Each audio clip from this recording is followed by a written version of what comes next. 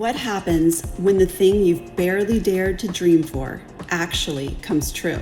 How does it change you when what you've been believing for and almost given up hope on finally becomes reality? The Redefining Possible podcast spotlights guests with stories of insurmountable odds who have witnessed the impossible become possible with God.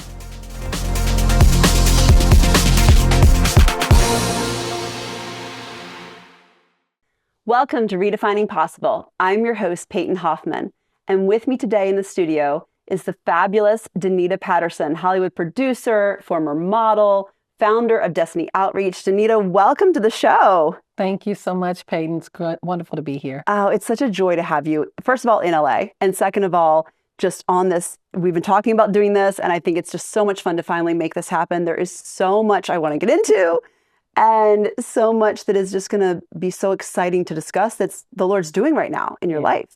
So before we dive into everything, let's backtrack. Destiny Outreach, for those, you've gained so much media attention these last several months in Chicago, but for our viewers and listeners who are not Chicago-based, maybe don't know much about it, can you dive into what it is and how you're changing really the landscape of Chicago right now for media and entertainment? Absolutely. Thank you so much again for having me, Peyton. So I am really excited about what God is doing. I have been bi-coastal. I'm a native Chicagoan, been bi-coastal for about 34 years. And so Destiny Outreach, while it's headquartered in Chicago, we've done a lot of work in the Los Angeles area.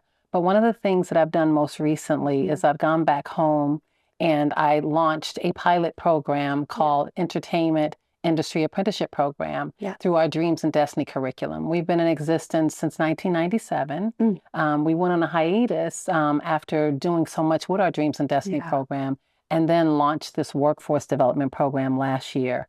And it has been amazing. We've done 3 cohorts. June 3rd, we kicked off.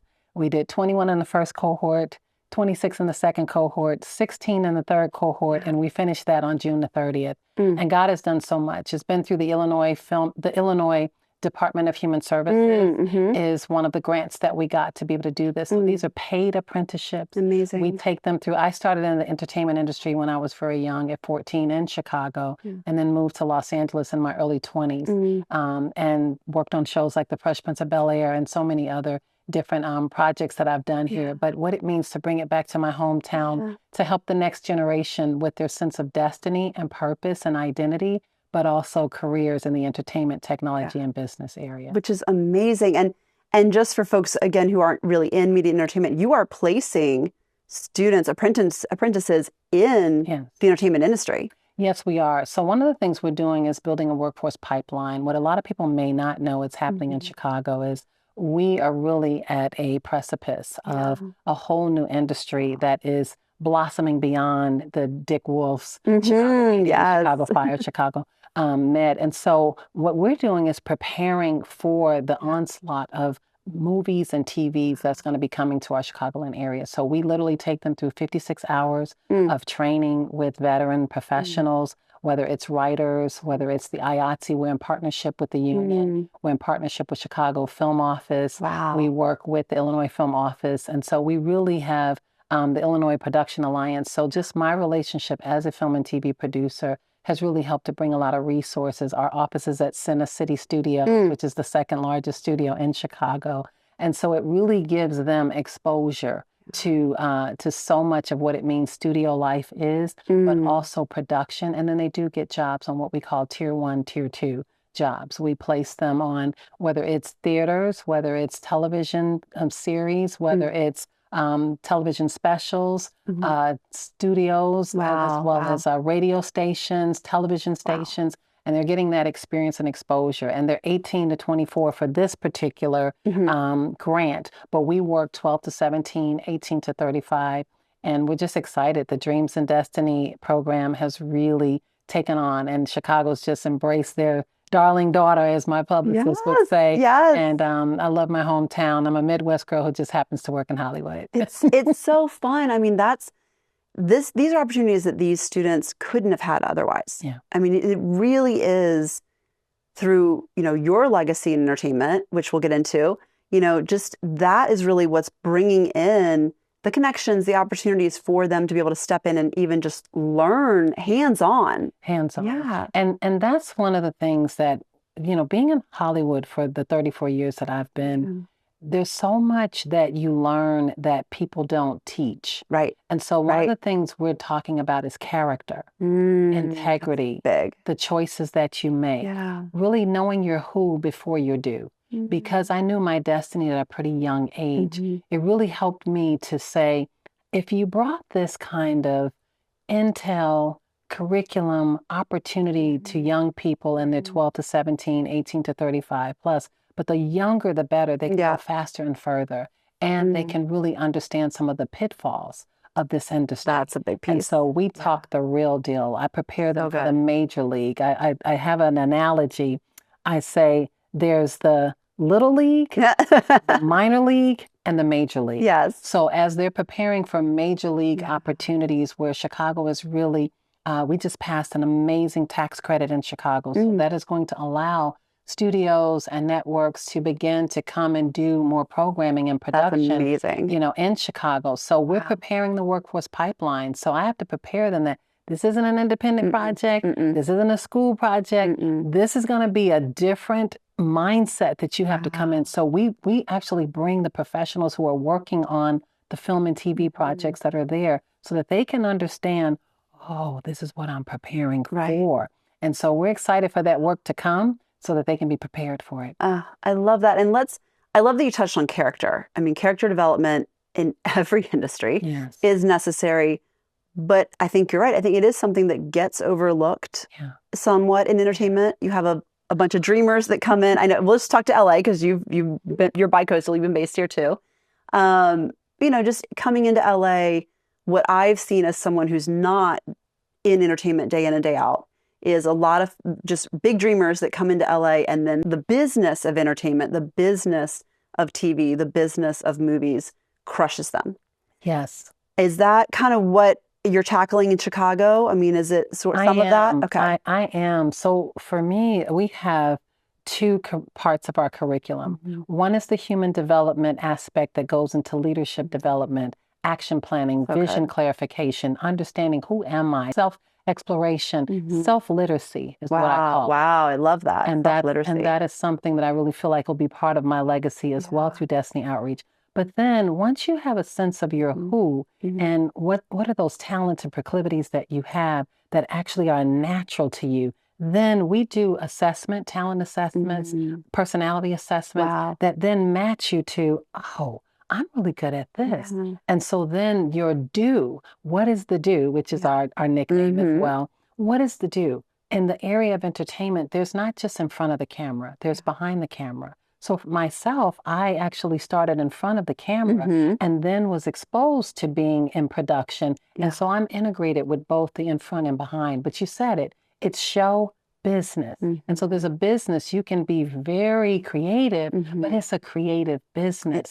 So we teach that, but character is so key. We work in a business with a lot of narcissists. That's a lot of personality. A lot of pride. And just as a believer, that is something that we teach humility. We teach how much power there is in humility and in serving, even in this aspect of this industry, because there can be so much ego and personality, but you don't need that. The best of the best are in this industry. It's true. And so we teach, if you're next to somebody else who's just as excellent as you, there's no need for you to have this arrogance. Just do your job. Have a strong craft, but have a strong character as well. I love that. And you touched on something earlier too that I'd like to circle back to. You talked about how, you really knew your destiny from a young age.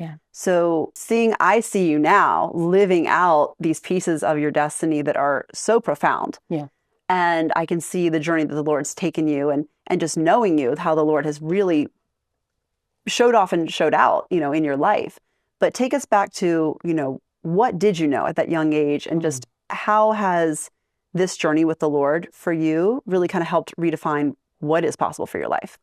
Thank you for asking that. So growing up at 2 years old, I started ballet and tap and jazz. And by 14, I was professionally working in musical theater, student by day, getting paid to do musicals by night. And that was just a tremendous fast start for me. By 16, my best friend introduced me to her dad, who was a television producer. And that was the first time I really knew what that was. But I saw the combination of creative and business, and I said, wow, that has something to do with my future. I was very smart in math and science, so I should say I was accepted into Northwestern's 6-year medical program because I wanted to help people. Wow. Destiny Outreach ended up being You're that doing help it. people. Yes. That's my do. Different way, but you're doing it. Different way through the doctor of dreams and destiny.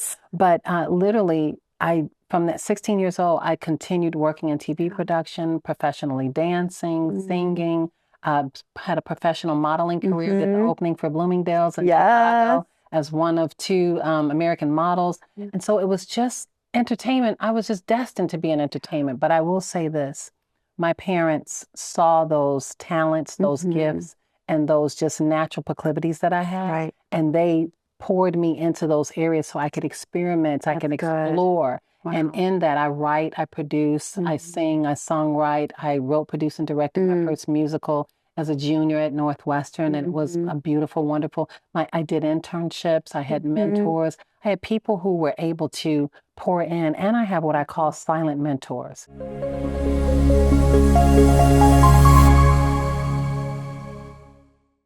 There were people like Barbra Streisand. I loved Barbra Streisand growing up.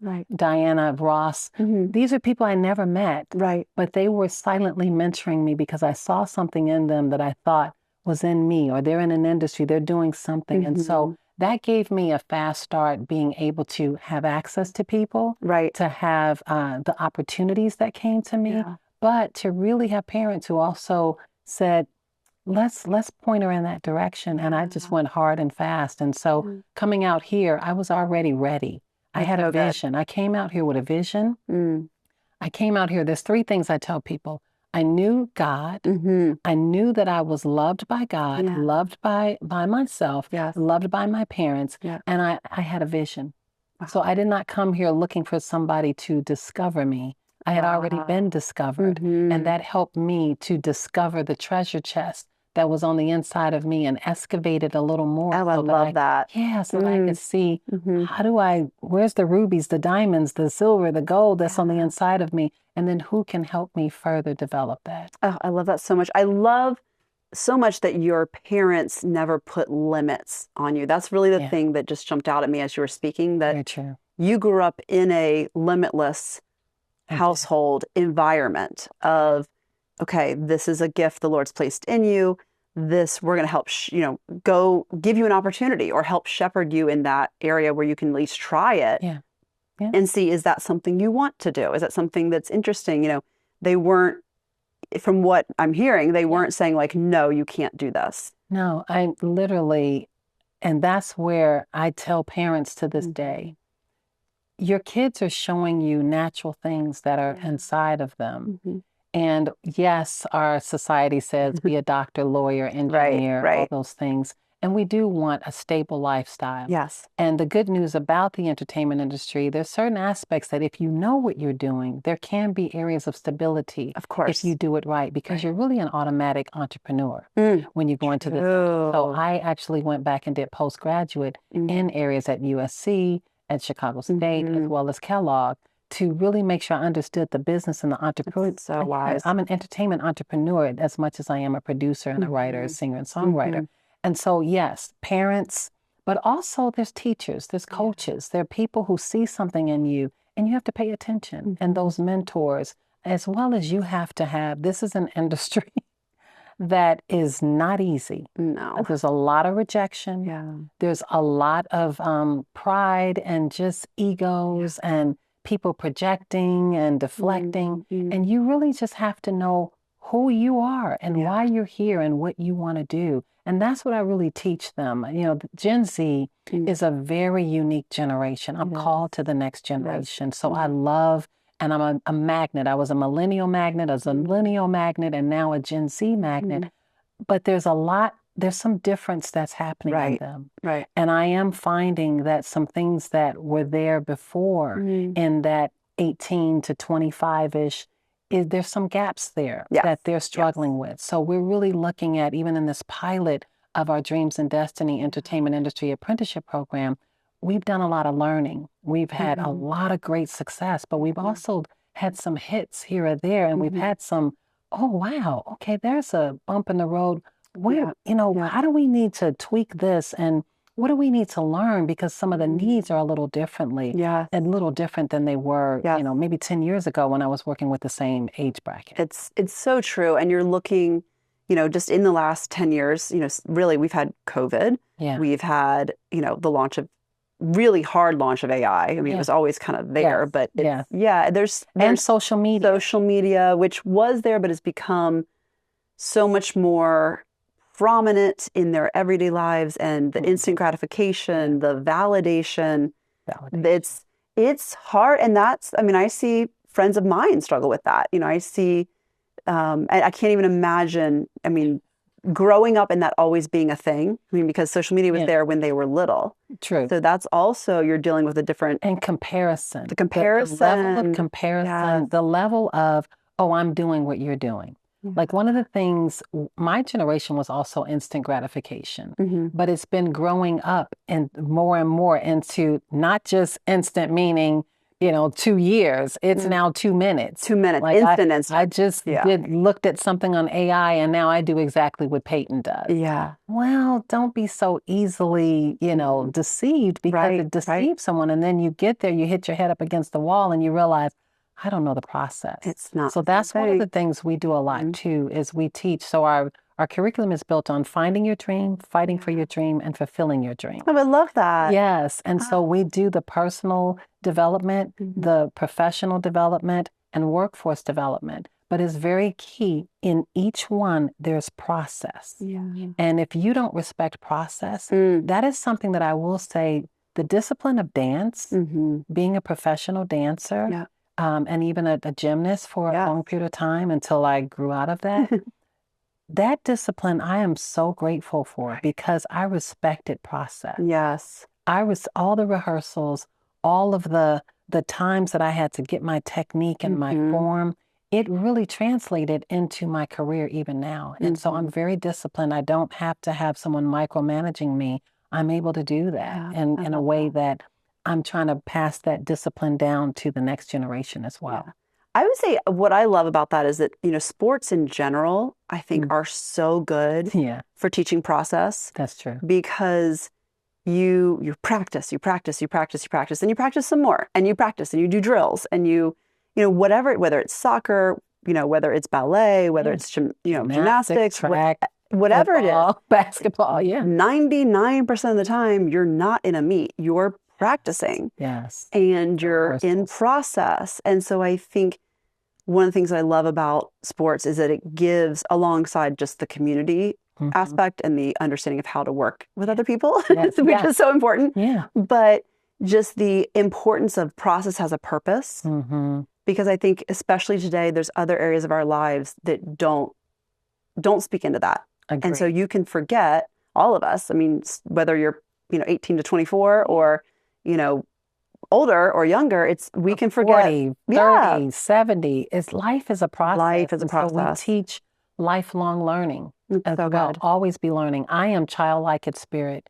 People see and they may say, oh, you look so sophisticated, but then they see that childlikeness. That's my secret power. And that's my superpower, is staying attached to that little Danita who's still dreaming, who's still believing, still hoping. And I think that's what it really connects me to that younger generation. But process is so important. I will just say this, you just triggered something. So I'm from Chicago. Yeah. So rooting for a Knick is like a taboo. Oh, yes. But Brunson, I saw Brunson when he was at Villanova, and he won the 2 championships. So I rooted for him. Wow. And one of the key things he said, he was speechless when he won. And it was because his heart and his mind went back to all of the process that led him to this moment. And he said something. He said, I'm in awe.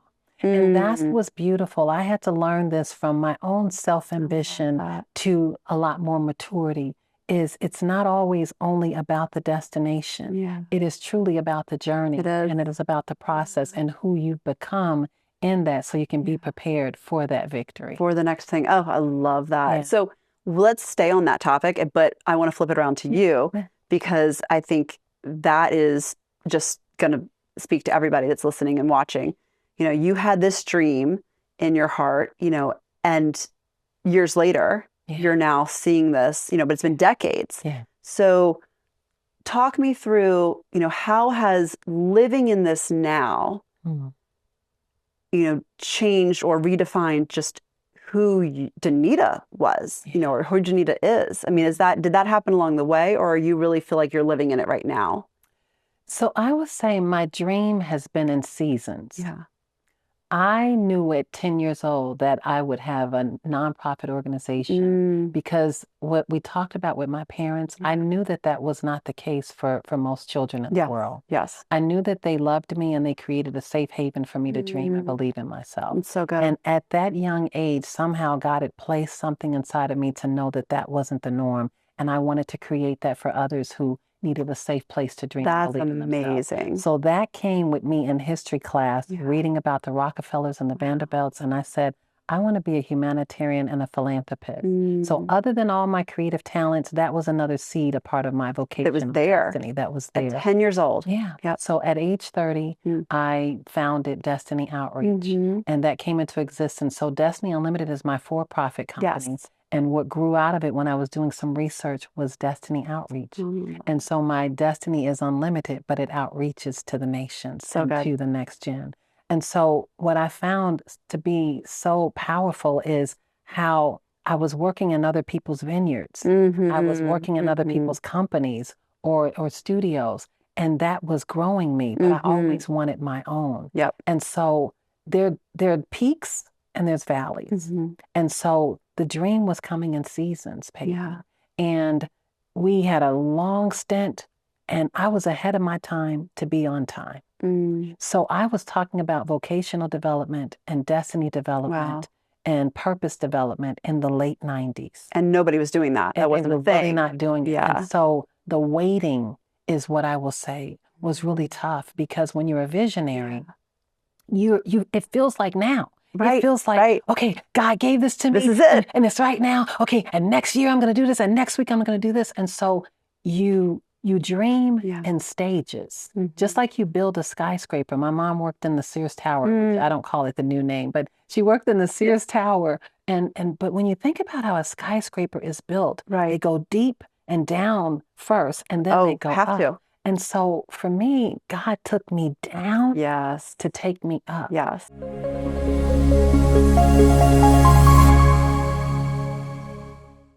And so our first phase was successful and was great, but now getting to the point of your question, what God did last year, one of our taglines is making learning fun so that dreams do come true. I could interpret what Brunson felt because I was speechless. Yeah. When I walked in on June the 3rd for the orientation. Last year, 2025. And I saw the faces of 21 apprentices that we had just recruited to take on this journey of a whole new part of the program. Wow. Dreams and Destiny was in existence. I developed it with academics from Harvard, Northwestern University, and DePaul. And we did wonderful workshops on human development and career exposure and career panels. But we had not done a workforce development. This was so new. I was a little scared. I had never done a state grant. And so it was so many pieces that were taking me out of my own comfort zone. I was back home in a different way. I was there in the winter. Anyway, that was summer, not winter. But this winter cohort. But anyway, I walked in the room. And I actually looked at them and tears came in my eyes, because this is what I said to them. It almost brings me back to the moment. I said, in some of my darkest moments, it was seeing the faces of children and family that made me know, you got to keep going, Danita. Your future is brighter than this moment. This is temporary, but that's going to be permanent. And me telling them that bonded us in such a way that I started calling them my destiny baby. Yes. They start calling me Mama Destiny. Mama Destiny. I love it. But I was doing work in Los Angeles too. And the nickname Mama Destiny came from the millennials that I was working with out here. And then they just naturally started calling me that on their own. So obviously I must be a mother of destiny. But you were in that and you were living in your destiny moment. I was. And in awe. I was. Because you knew it was a God thing. It was a God thing. And when Kairos and Chronos, I'm using those, but when you literally start seeing my faith meet the reality. Yes. And the tagline is dreams do come true. And my dream is right now coming true. In that moment. There were times, it's the funniest thing when a dream comes true. You see me even right now trying to process this. Yeah. You can't process it. It's so funny. It's too big. Before the dream comes, you got it. It's like, okay, so this is going to be 1 + 1. It's going to equal 2. And this is going to go here. And I mean, I'm just so methodical and I've got it all planned out. And this is what the vision is. And then you're in the dream and you're babbling and you're like, oh, wow. And I can't tell you how many times I just would say, wow. Right. I mean, God walking me into a studio in Chicago. We didn't have those studios when I left to come to Los Angeles. And my offices are in a studio. And these kids walked in with LED walls that were beautiful, 4th generation walls, of LED. And I'm sitting there watching them and I'm like, wow, this is a full circle moment for me. And you watched me go from what we didn't talk about is me waiting for the money. Oh, we're going to get to that. Because this is real life, like living this out. And I mean, but I love this. And I think there's no better response to a dream coming true than awe and wonder. Yeah. Because, if it's a God thing, only God can do it. Only he can do it. Yeah. And he did this. The way he did this was so magnificent. But I had written the vision. I had made it plain. That's an important part. I am a planner. I am a visionary who's just not a person who's talking about it. I get on that computer. I research. I talk to people. I make sure I look at best practices of who's done this before. Yes. And so I had a plan. But to now see that plan, have the resources to come into fruition and to see the people. I'm in the people's business. No matter what, it's all about people. So when I can transform a life, when I can touch somebody from the inside out and allow them to know that they are greater than what they can see, because that's one of my gifts, is as a destiny mantle that's on me, I'm able to see people further than what they are.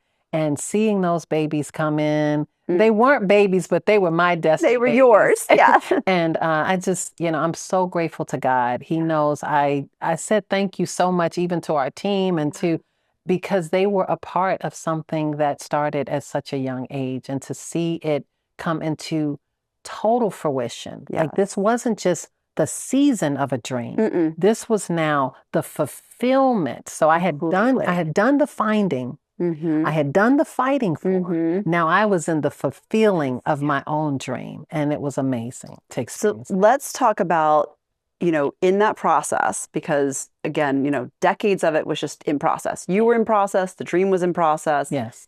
Everything was in process, and the waiting is hard. And as we both know, the waiting is hard in areas, everyone knows that, in areas of our lives. Let's talk about either the one moment or the couple of moments where it looked impossible, because I know you had those. I think it's important that, every God dream is going to have those moments. Yeah. Because it is partly a test to see if you'll give it up. Yeah. And so I want to just acknowledge that, for those who are watching and listening and are maybe in that moment of like, do I keep fighting for this? Yeah. Can you share a little bit about just the moment or moments where it looked impossible? Yeah. So here's what I'll have to say in fairness. Yes. One of my childhood scriptures was, all things are possible if you only believe. So I was just that little girl who believed in the impossible being made possible. So good. So when you start, that was my starting point, that anything is possible. So I dream big, I think big, I act out big. But when you're bigger than moments, and people can't see your dream, right? You can see it, but they can't see it. Or they're confused by it because I'm using language before language is used. Before it's like time, this. right? It's frustrating. Yeah. But for me, I will have to say this. There's something about vision and knowing that God gave it to you. Yeah. That would allow me not to stop. there was an engine in me that would say, it doesn't matter if you can't see it. God gave it to me to see. Yeah. And so I'm going to see it and be it until they see it and they can be a part of it. Wow. And so I didn't give up easily. I had tough times where if someone couldn't see it, maybe they didn't bring the resources. Yeah. I had a unique opportunity where I had done so much great work, and then we had an opportunity for a grant for United Way. We didn't get it because we weren't reading literacy. We weren't math literacy. Okay. That's why it's so interesting to see how money is now being given to purpose development, destiny development, workforce development, vocational. This is the stuff that I talked about with Chicago public school system, and found that if you can holistically impact a young person, emotional, spiritual, vocational, as well as intellectual in certain ways, we only just think it's about, math and science, but what about the social and emotional? That was it. Social, emotional, vocational. Those were the three that I felt like that holistic. And so for me, I just really found myself saying, this is so tough. Can't they see this? Yeah. Can't they see why they're not getting the test scores? You're only asking somebody to get an A, but they're hurting over here. Right. Or they don't understand this, or they learn in a different way. Or they don't want to do what you've asked them to do in this vocation, but now they're soaring in this vocation if you just give them a chance. So those were frustrating moments, but I had to move past the frustration. I will say the financing. I think that's where I want to go with it, because it's again, it was never impossible. God was always going to do it. You knew that, you believed it. Yeah. But I do want to talk about when the circumstances looked impossible, because that will shout at people. Yeah. And it will tempt you to give up before it's time. And typically when you're right at the edge of the breakthrough too. So I love two things. I love you seeing something ahead of its time. I'm not at all surprised, because that's who you are. But that's just you. And I'm not at all surprised by that. Yeah. But the other piece was really having to battle for, along with that, when people didn't see it and you did, or they didn't see it yet. Obviously the finances didn't come until they got it. Or what happens, so two things come up for me when you share that.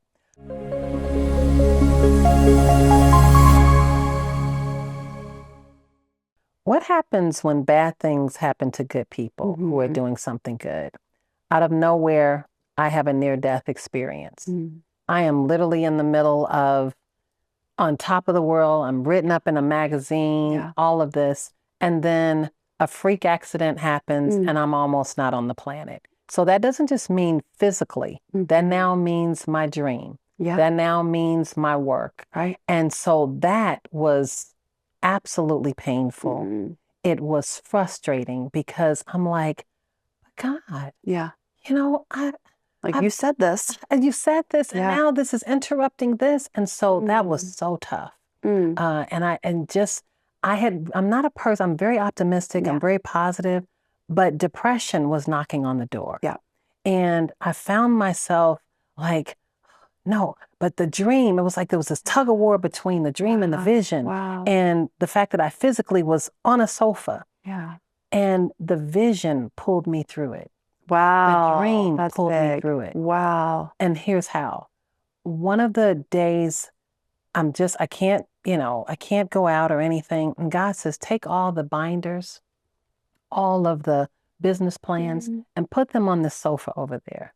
And I said, Lord, that's just going to be so junky. like I'm a neat freak. And so he said, and don't move it until I tell you to. Wow. So every time I had to walk past the kitchen, every time I had to come through the house, I had to walk past a sofa that had all my dreams and visions and marketing plans and business plans on it. Wow. But what I didn't know, Peyton, was happening in this dark night of the soul moment that I was having, is it was speaking back to me. Yeah. And then there was a song by Crystal Lewis, Lord, I Believe. It's a good song. And I literally would sometimes, when I would feel the darkest moment, I'm a singer, but I had lost my voice because my heart and my gift is so connected to my joy and my voice. Yeah. And so, but I would force myself to sing, Lord, I believe in you. I'll always believe in you. Though I can't see you with my eyes deep in my heart. I it's like, Lord, I believe. And so I would just, even if I couldn't see it, it was dark, I couldn't, my vision was knocked out. Huh. And so for me, that was the darkest night. And so here you are, Destiny. Yeah. Here you are, Danita Destiny. Here you have Destiny Unlimited and Destiny Outreach. Mm-hmm. And now it is just lights out. Wow. But God. But God. And it was the vision, it was the dream, and it was his love. And he showed me who I was. Yeah. What I didn't know, Peyton, is that I was in a caterpillar state. Mm-hmm. And that the butterfly was going to come, and what I was able to overcome, I'd be able to look back and tell other people that you can get through this. You can get to the other side of this. And so that was one of those. And then the second was, you just need the money. Yes. True. And it's like, oh, this is a no-brainer. Yep. Hello? And so I'm putting money into it, you know, but then it's like, when God just gives you just enough, not more than enough. Right. But I took that just enough, and I would do the best that I could with what I had, And I didn't realize he was literally giving me those muscles. He was training you. The training. So he's like, if you can do this with 10,000, if you can do this with 20,000, if you can do this. And so God literally gave us a grant. We were supposed to get some funds, not a grant. We were supposed to get some funds for $100,000. And we were supposed to have that seed, and it did not come. It didn't come for 1 year. Didn't come for 2 years. We're coming out of the pandemic. I'm ready to launch. You're like, let's go.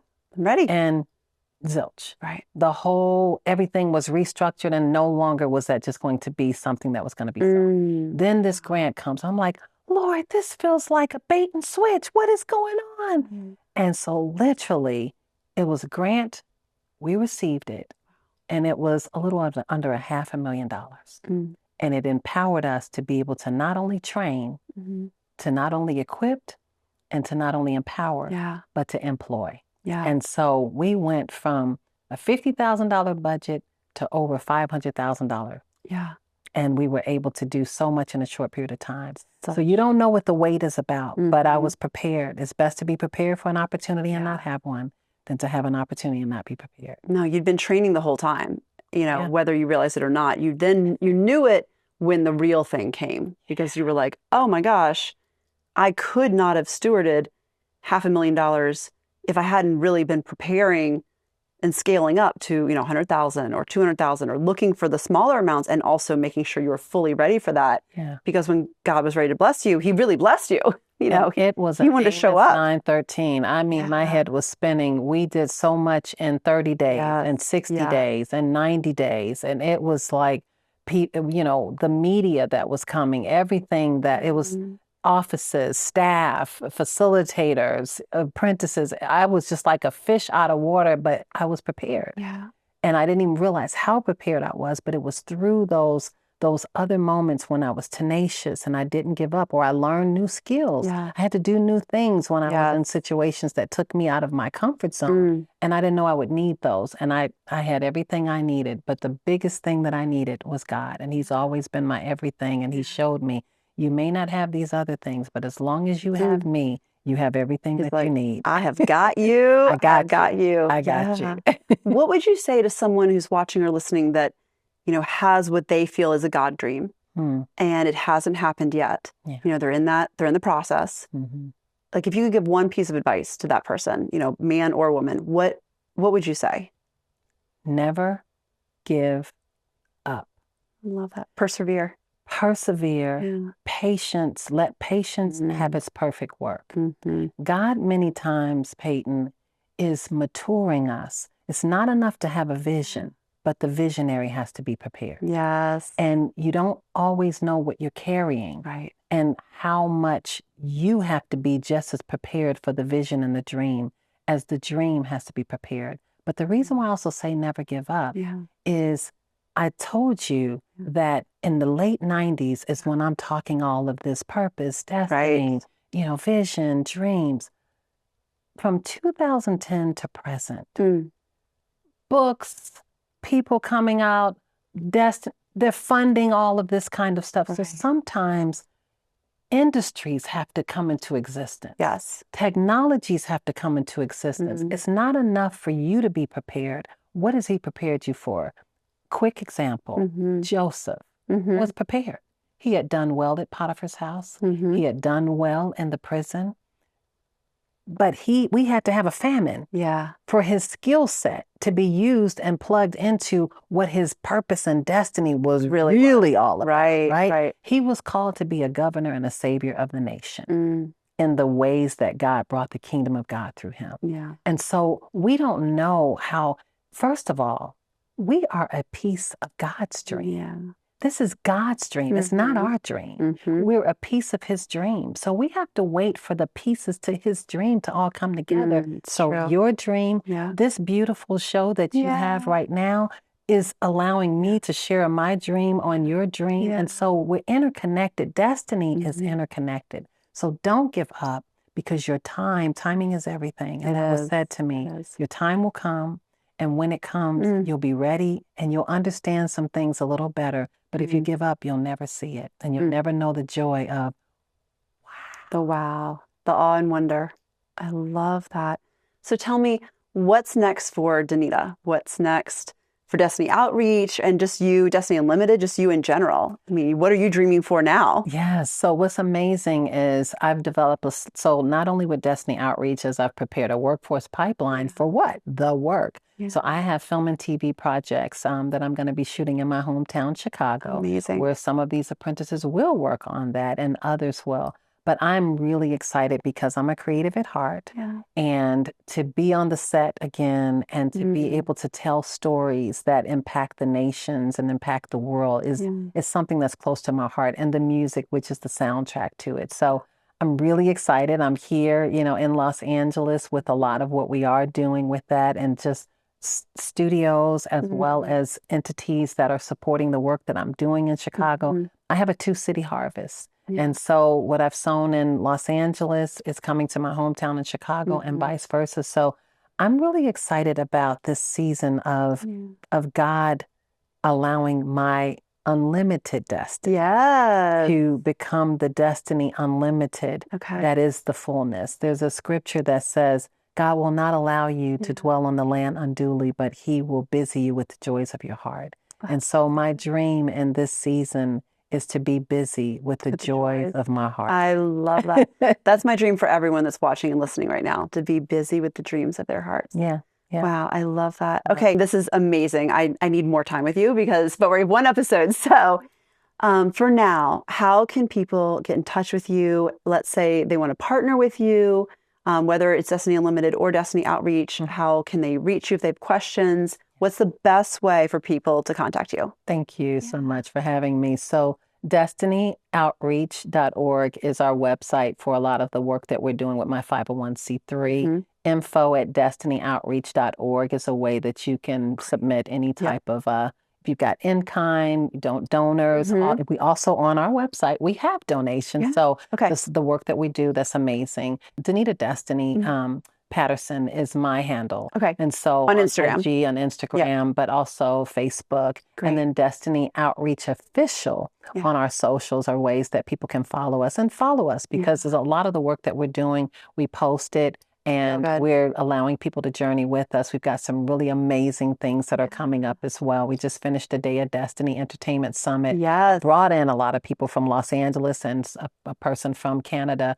It's just so much of what God is doing is amazing. But both of my entities are really interfacing in such a way in this season that I'm just excited to see the dream come alive. There's so much merging happening. I mean, to your point, and people definitely need to go on the website and on Instagram. I've seen the photos. It's amazing. I mean, the people that you've brought in for that Day of Destiny Media Day was just incredible. So very exciting. There's a lot to see. I just can't wait to see personally what the Lord does in your life, but also in Destiny Unlimited, Destiny Outreach this coming year. I know it's going to be incredible. So I'm very excited for you. Thank you. Appreciate you. And thanks for having me here. Thank you so much for being here on the show. Thank you for taking time while you're in town. This is amazing. Appreciate it. Thank you all so much for joining us today on this episode of Redefining Possible. Once again, I'm your host, Peyton Hoffman. Can't wait to see you next time.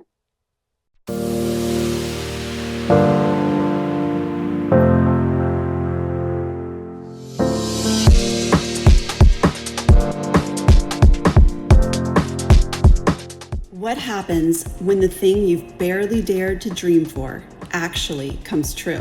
How does it change you when what you've been believing for and almost given up hope on finally becomes reality.